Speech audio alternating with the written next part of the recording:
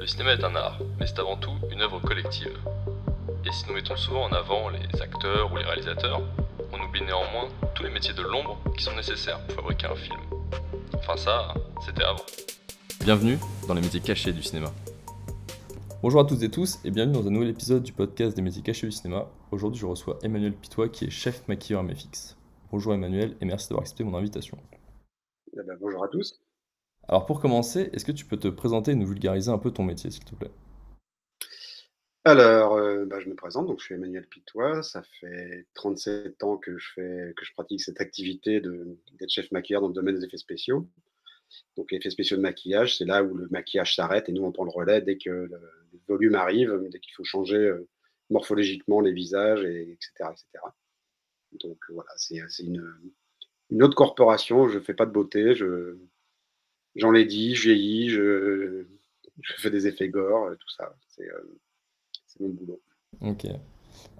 Et pour toi, quelles sont les compétences et les connaissances principales nécessaires dans ta profession?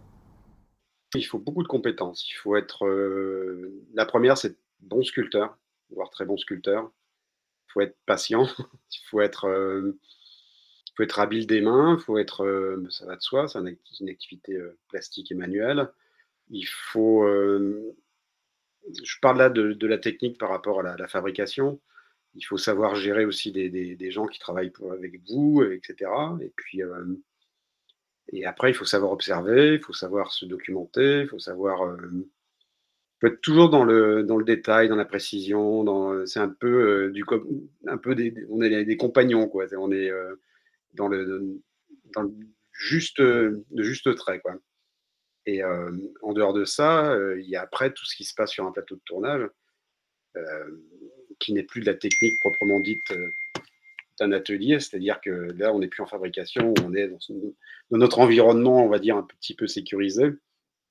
Là, on est jugé, c'est-à-dire quand on est sur un plateau, on doit affronter des stars de cinéma, on doit les faire lever très tôt le matin, leur mettre de la colle sur le visage, il y a une espèce de, on va dire, de connexion qui doit être faite aussi, en rapport avec, mon activité et puis celle du comédien, parce que le comédien, il doit aussi bosser, il a son texte, qu'il doit dire, donc il faut pas il faut trouver sa place, on va dire. C'est toujours très compliqué de par notre activité qui prend des heures, qui est méthodique et tout ça, d'avoir, quelqu'un qui accepte tout le processus et puis et puis qui travaille, on va dire, avec nous, quoi. Ça du coup c'était pas mal les compétences. Et est-ce que niveau connaissances, il y a des choses, je sais pas, peut-être au niveau des matières ou des choses comme Les ça? matières, c'est un peu comme la cuisine, c'est-à-dire qu'on les apprend au fur et à mesure, on les découvre, on les cherche, c'est tout un univers, c'est-à-dire que c'est pas donné. C'est-à-dire qu'on cherche toujours la solution, on se renseigne, on s'informe. Moi, quand j'ai commencé dans les années 80, 87, j'ai commencé, il n'y avait pas internet, il n'y avait pas YouTube, il y avait pas, il y avait quelques revues américaines, qui vulgarisaient un petit peu les effets spéciaux de maquillage, donc il fallait aller tout le temps chercher l'info et maintenant c'est beaucoup plus simple, je pense, de comprendre la technique, et cetera, à cause des réseaux sociaux et à cause de tout ça. Et donc du coup, est-ce que tu peux me dire ce qui t'a poussé vers le cinéma et plus particulièrement vers ce métier justement de chef maquilleur MFX? Alors moi, c'est un peu particulier. J'ai passé le concours des arts décoratifs à Limoges, une ville dans le centre, dans le Limousin. Et je l'ai passé assez tôt, à 16 ans, et j'ai été reçu. Donc j'ai commencé, normalement, il fallait avoir 18 ans et puis le bac. Et moi, je suis rentré aux arts décoratifs à 16 ans, sans le bac. Et c'était le début des années 80, 183, 84. Et, euh, et donc, il y avait la grande période aussi des, des, des VHS et des magnétoscopes. Et c'était aussi toute l'époque des films d'horreur, Le Garou de Londres, The Thing, tous ces films-là. Et quand on a 16 ans, on est super impressionné par ce type de cinéma, quand on est ado. Et donc, comme j'ai fait les arts décoratifs à Limoges, où la spécificité est la porcelaine, donc tous les arts du feu, moi j'ai en plus choisi cette option-là. Je voulais être artiste, mais j'ai choisi en plus d'apprendre le travail justement des matières. Donc je suis resté 5 ans là-bas et j'ai eu un prof un prof de porcelaine qui était un compagnon du devoir et qui était un chef mouleur. Et donc, qui m'a appris à modeler, à mouler, et donc à dupliquer, à comprendre, on va dire, les objets, les mettre en volume et après les dupliquer, quoi. C'était une expérience incroyable. Et comme j'ai découvert au travers de revues et d'un ami qui était au lycée avec moi, qu'il y a des gens qui faisaient, dont c'était le métier de fabriquer des prothèses. Et les prothèses, on va dire, c'était la même chose, quoi. C'était sculpter, mouler, tirer pour dupliquer. Et après, il y a le maquillage qui rentre. Mais le maquillage, c'est pas du maquillage beauté, c'est de la peinture. Donc, j'ai découvert un univers comme ça à cet âge-là, parce que c'était un âge charnière par rapport à ça. Et c'était une période aussi où il y avait une énorme activité cinématographique par rapport au sujet-là, quoi. Après ces 5 années d'art décoratif, j'ai commencé à... Pendant toutes ces 5 années, j'ai fabriqué beaucoup de choses dans ma chambre, beaucoup de choses, beaucoup de travaux personnels. Euh, j'ai eu la chance de rencontrer un grand photographe qui travaillait aussi à New York et qui m'a fait un vrai portfolio avec des très bonnes photos de tout mon travail. Et moi, en contrepartie, je l'aidais à son studio en déco, quoi, parce que j'étais aussi déco. Et puis, il s'est trouvé un jour que j'ai eu l'opportunité d'aller à New York pour l'aider justement sur un projet, parce qu'il montait des hôtels aussi à New York. Et j'ai eu l'opportunité de partir là-bas pour travailler sur un hôtel de Donald Trump, d'ailleurs, euh, avec un designer qui s'appelle Philippe Stark, que je pense que les gens connaissent un petit peu. Et ça, c'était en 1988. Et en fait, je suis parti là-bas comme ça. Et avant de partir, j'ai envoyé des courriers au plus grand chef maquilleur américain, Dick Smith, entre parenthèses, qui a eu 2 Oscars pour Amadeus, pour Le Parrain, qui a fait L'Exorciste, tous ces films-là. Et juste avant que je parte, j'ai reçu un courrier de sa part, un retour, quoi. Il n'y avait pas d'email à l'époque, c'était vraiment des belles lettres avec un beau timbre USA, et qui m'invitait à venir le voir si je venais aux États-Unis, quoi. Et donc, je l'ai rencontré, c'est la première chose que j'ai faite en arrivant là-bas, quoi, c'est d'aller le rencontrer. Il préparait Cyrano de Bergerac à l'époque, avec Depardieu. Et normalement, c'était lui qui devait être le designer, on va dire, du personnage, créer le faux nez de Cyrano. Et puis, il m'a proposé, au vu de mon travail qui avait vachement impressionné à ce moment-là, il m'a proposé de travailler avec lui sur ce projet-là en France. Et t'avais déjà fait des films du coup à ce moment-là? Oui, j'avais fait des, ouais, j'avais collaboré à des films, j'avais travaillé sur des pièces de théâtre, mais j'avais pas une grosse expérience, quoi. J'avais un an d'expérience, quoi. Mais j'étais jamais presque allé sur un plateau. J'avais travaillé en atelier, j'étais jamais allé sur un plateau de tournage. Donc Depardieu, avec un chef maquilleur oscarisé, c'était impressionnant, quoi. Et puis finalement, je pense qu'il y a eu un problème monétaire qui a fait que bon, ils ont changé de chef maquilleur. C'est parti au Canada avec une autre chef maquilleuse et j'ai pas fait le film. Et lui m'avait convaincu de ne pas rester aux États-Unis parce que c'était très difficile à l'époque d'obtenir un visa de travail, une carte verte comme on appelle. Et donc il m'avait convaincu, vu le talent que j'avais, Dixit lui, hein, c'est pas moi qui dit ça, c'est d'essayer de faire ma carrière en France. Et donc je suis rentré en France après être resté plusieurs mois là-bas. Et, et comme par hasard, il y a un article qui est paru dans une revue qui s'appelle Mad Movies, qui existe encore, qui parle que de films d'horreur, de films d'effets spéciaux. Et il y a 2 pages qui sont parues à ce moment-là dans cette revue. Et comme par hasard, le plus grand chef maquilleur d'effets spéciaux en France à l'époque lisait Mad Movies et avait besoin de quelqu'un. Et donc, juste quand je suis rentré des États-Unis, il a lu cette revue et il a vu mon travail, il y a des photos de mon travail et il m'a appelé. Et donc, je suis parti travailler avec lui pendant 9 ans sur les visiteurs, sur des films comme ça, quoi. Des gros films. Donc voilà, ça a commencé comme ça, un peu avec des rencontres par hasard, avec du culot aussi, parce qu'il fallait aller à New York, il fallait envoyer des courriers à ce grand chef maquilleur en sachant pas s'il allait vous répondre. Il fallait travailler en amont pour avoir un portfolio qui soit digne de ce nom, d'être compétitif, d'être convaincant. Et puis, il maîtrisait l'anglais. Il fallait, voilà, c'est un ensemble de choses. On n'a rien sans rien. Et du coup, autant aux US c'était compliqué parce que la carte verte, et en France, ce métier-là, du coup, il était déjà Mais assez. il n'existait pas, quasiment. Jacques Gastineau, donc, pour qui j'ai travaillé pendant 9 ans, il revenait justement d'Angleterre, où il avait travaillé sur un énorme film américain, une super production qui s'appelle Life Force. Et, et donc, lui, il avait acquis, on va dire, en restant en Angleterre pendant 3 mois. Il était responsable des peintures de tous les cadavres et tout ça. Il peignait très bien l'aérographe, il était illustrateur aussi.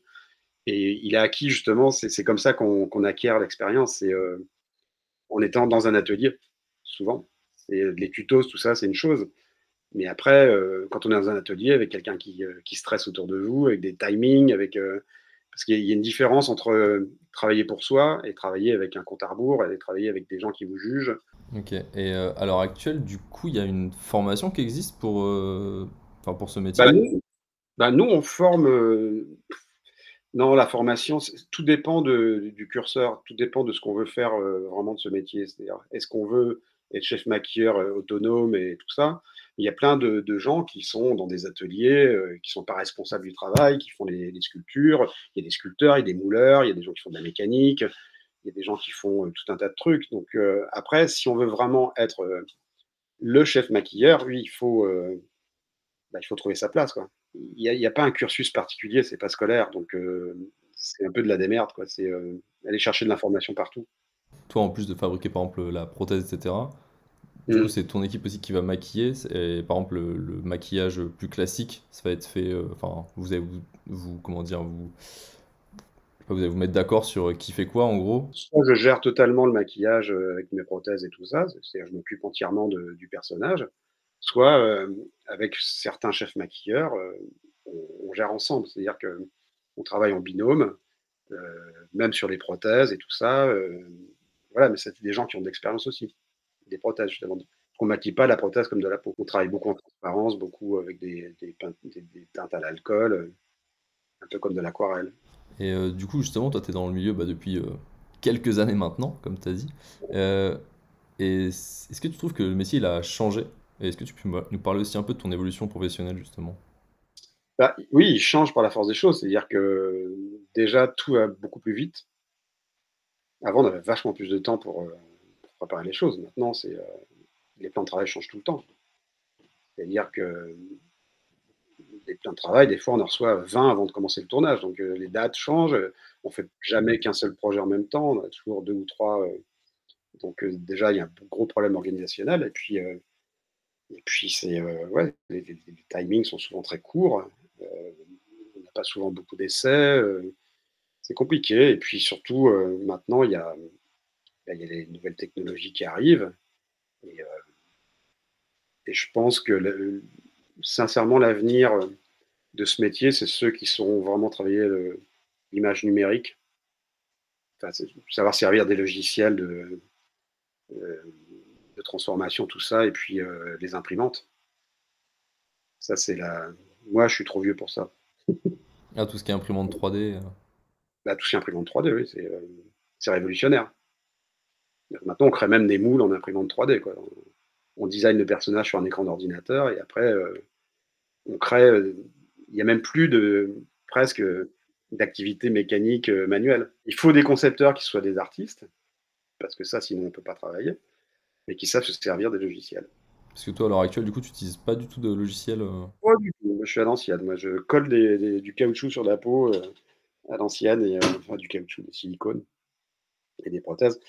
Moi, en fait, je fais beaucoup aussi de prothèses transfert, donc c'est une discipline que j'ai développée il y a 25 ans. Et c'est par exemple une cicatrice sur un visage, une déformation, une brûlure, des choses comme ça. Pas les énormes effets, ça je sais les faire, mais c'est à part. Et, et c'est pour ça que j'ai développé ça avec les chefs maquilleurs. On donne par contre des formations aussi à Paris. On forme les chefs maquilleurs à utiliser cette nouvelle méthode de travail parce que tant qu'il y aura des comédiens physiques sur un plateau de tournage, il faudra les accessoiriser. Il y aura des perruques, il y aura des moustaches, il y aura des cicatrices, il y aura des yeux gonflés quand ils se font taper sur la gueule, il y aura des plaies, il y aura tout ça. Donc voilà, moi je me suis plus orienté vers ces effets de maquillage, on va dire, très réalistes. Après, je fais des vieillissements aussi en silicone, je fais tout ça, mais une grosse part de mon activité maintenant, c'est ça. C'est-à-dire de voir quelqu'un qui apparaît en très gros plan avec une prothèse en plein milieu du visage et que personne puisse le sentir. Et du coup, justement, par rapport aux effets VFX, est-ce que tu trouves qu'avec les années, il y a peut-être plus de, je sais pas, plus d'effets VFX versus les MFX qui sont utilisés ou pas du tout? Est-ce qu'on revient aussi un peu plus au MFX aujourd'hui? Non, je pense que les VFX, c'est un outil incroyable. C'est là où s'arrête notre technique, le VFX souvent prend le relais et on peut vraiment travailler comme ça en binôme, en symbiose.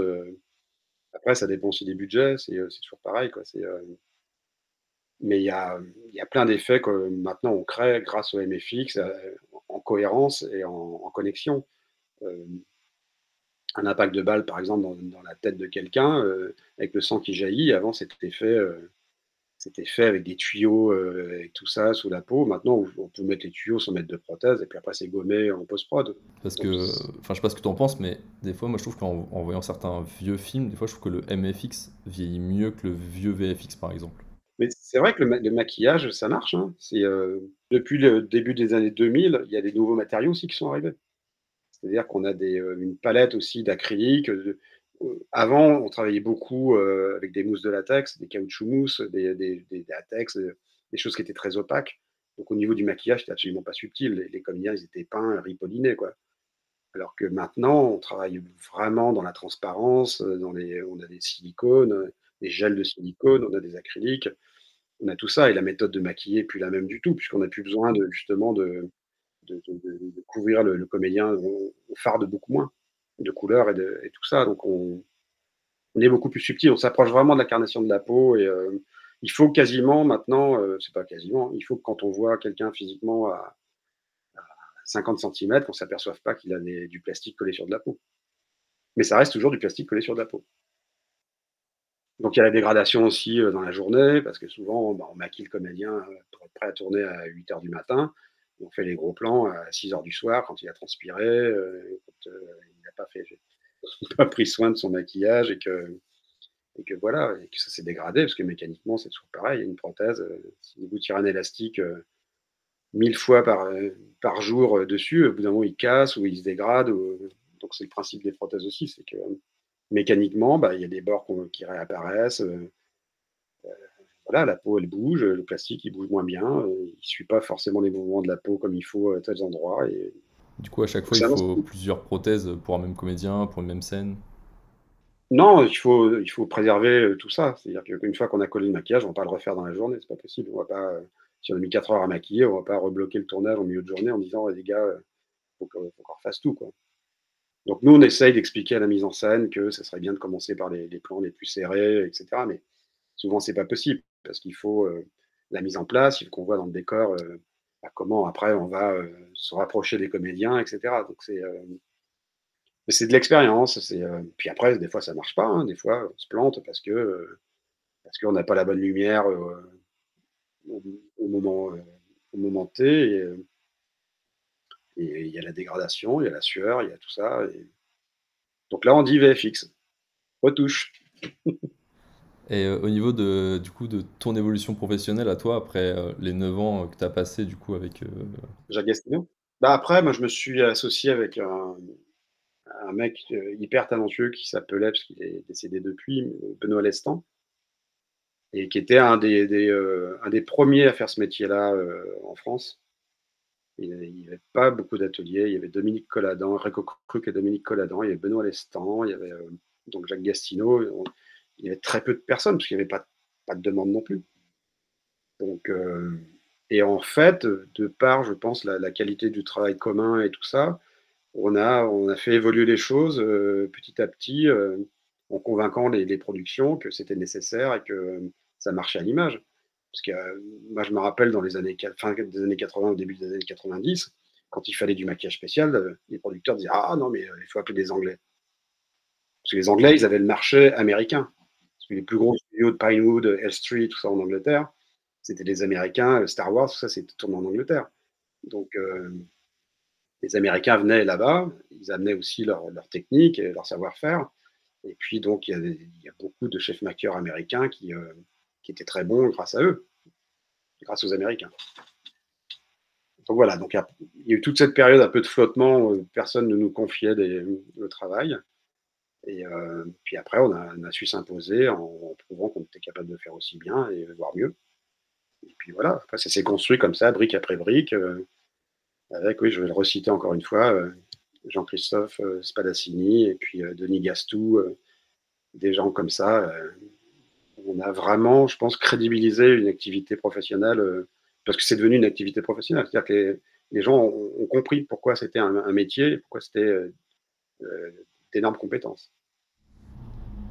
Oui, c'est pas juste une sous-catégorie du maquillage, quoi. C'est vraiment justement un Non, métier à non, part. c'est pas une sous-catégorie, au contraire, c'est un métier à part entière. C'est même une catégorie en plus. Nous, on travaille en volume, on a des ateliers. Un maquilleur, chef maquilleur cinéma, il arrive avec ses couleurs et ses pinceaux, et il va s'installer. Il fait de la prépa en amont, bien évidemment.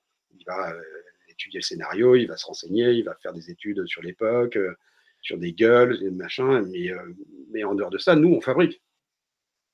Donc on fait le même travail, mais en plus, on fabrique. C'est vrai que c'est Donc, marrant, on peut plus rapprocher maquilleur MFX de costumes, en fait, des créateurs de costumes, oui, c'est finalement. ça. Oui, plus, oui, c'est vrai.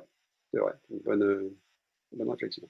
Tu as travaillé sur quasiment 500 projets, dont des films comme Ni chaîne ni maître de Simon Moutaïrou, Le Chant du loup de Antonin Baudrin, ou encore la série Canal+, Le Bureau des légendes. Comment est-ce que tu abordes des longs métrages si différents, et est-ce qu'il y a des difficultés particulières selon les époques représentées dans le film? Bah, les difficultés, sont toujours les mêmes. C'est-à-dire qu'il faut se renseigner, il faut comprendre déjà ce que le metteur en scène souhaite. Ça, c'est la première chose.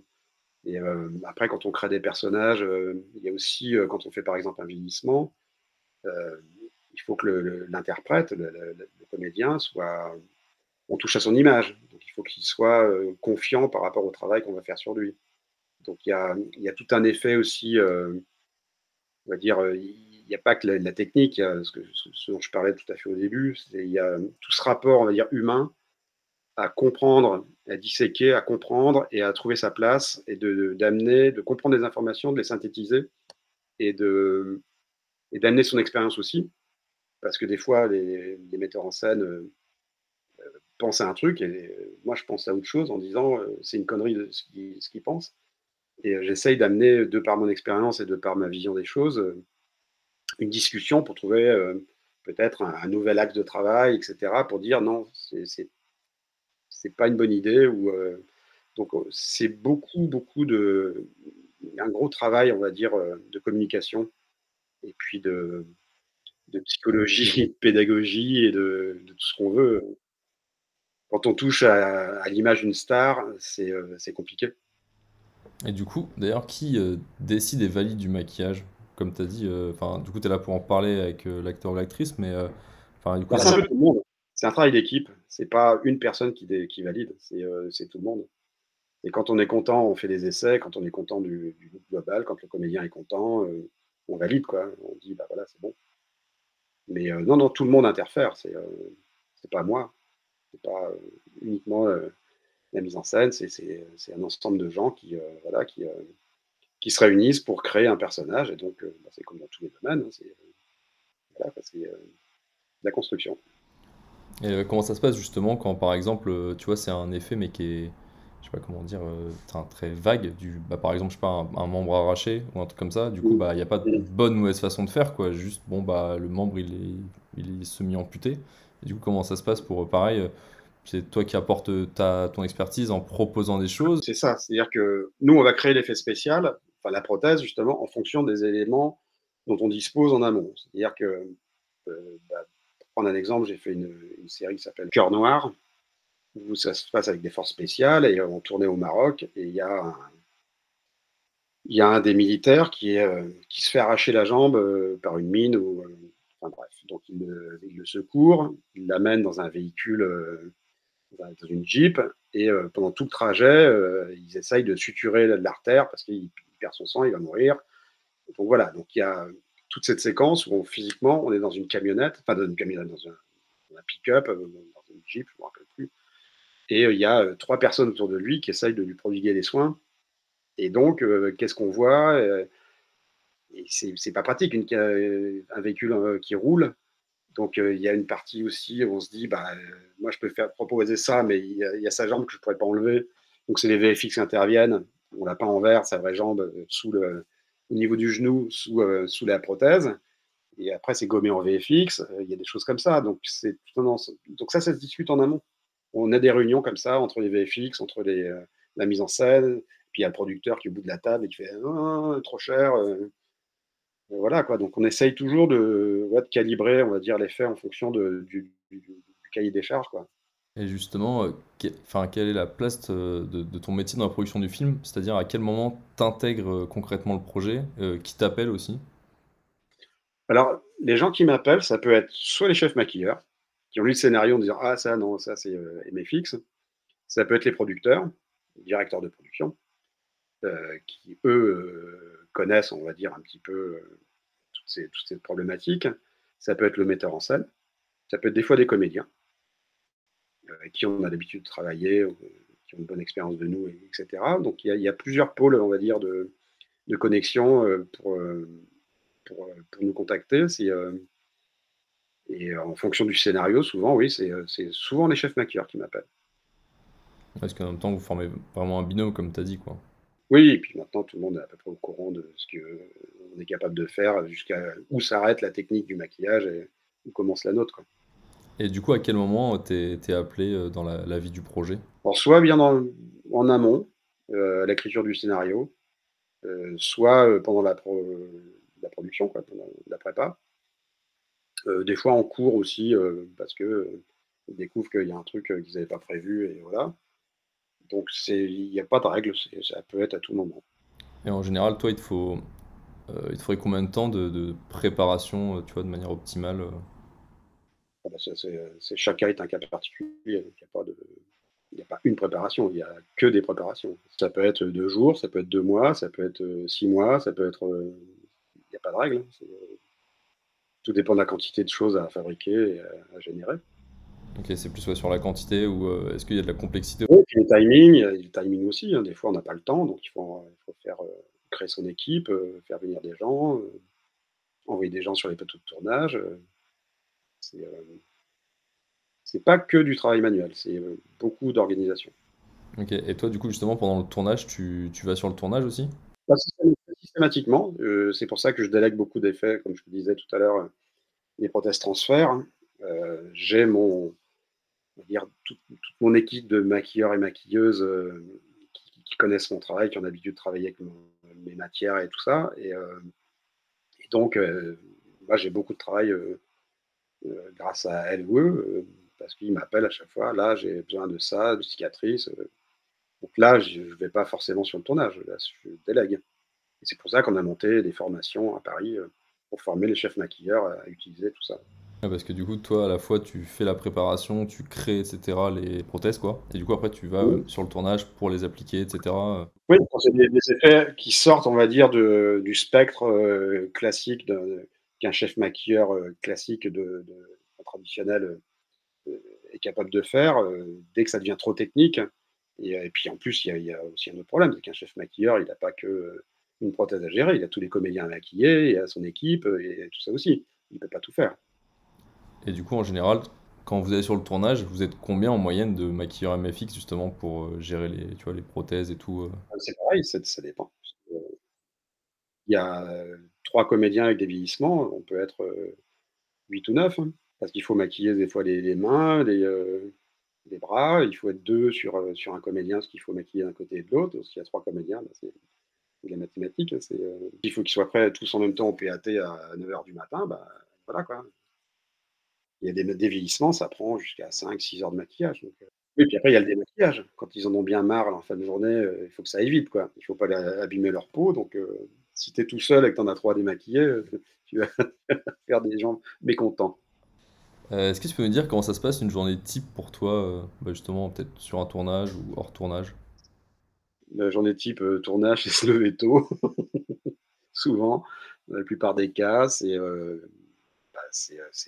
être précis aux heures où on n'est pas forcément au mieux, le mieux réveillé et tout ça. Donc c'est un peu de la chirurgie, quoi. Il faut faut se concentrer sur ce qu'on a à faire et puis le faire le mieux possible dans le temps imparti. On n'a pas non plus tout le temps dont on voudrait souvent. Et puis, il y a des jours où c'est mécanique, on déroule le tapis, tout va bien. Et puis, des jours où c'est plus besogneux parce qu'on a mal dormi, parce qu'on ne trouve pas le mojo, on ne trouve pas la clé du coffre. Voilà, ça reste de l'artisanat, ça reste de l'artistique. Et l'artistique, bah, il y a des jours où on est super bon, et puis des jours où ouais, on pédale un peu dans la semoule. Et puis, il y a aussi ce que donne le comédien. S'il est tout à fait avec vous et tout ça, tout va bien. S'il est contre vous, moi j'ai toujours cette réflexion, c'est comme un chirurgien qui doit opérer un patient qui n'est pas anesthésié. Si ça gigote dans tous les sens, si ça n'arrive pas à l'heure, si c'est voilà, c'est et en France c'est commun. Du coup, entre les prises ou entre les plans, pareil, est-ce qu'il y a enfin, faut justement, je sais pas, remettre un petit peu de maquillage, etc. Tout le temps, tout le temps, tout le temps. On est l'œil de Moscou toute la journée. C'est fatigant parce que les journées sont longues, parce qu'une fois qu'on a fait notre prestation, ben, le moment où le comédien s'installe, où il y a on l'éclaire et tout ça, il se passe du temps. Et nous, on est tout le temps sur nos gardes pour voir sur le combo s'il n'y a pas des problèmes de brillance, s'il n'y a pas des raccords maquillage à faire. Et il faut trouver sa place aussi. Sur un plateau de tournage, c'est très compliqué parce qu'il ne faut pas trop perturber le comédien, parce qu'il a son boulot à faire aussi. Il faut qu'il joue.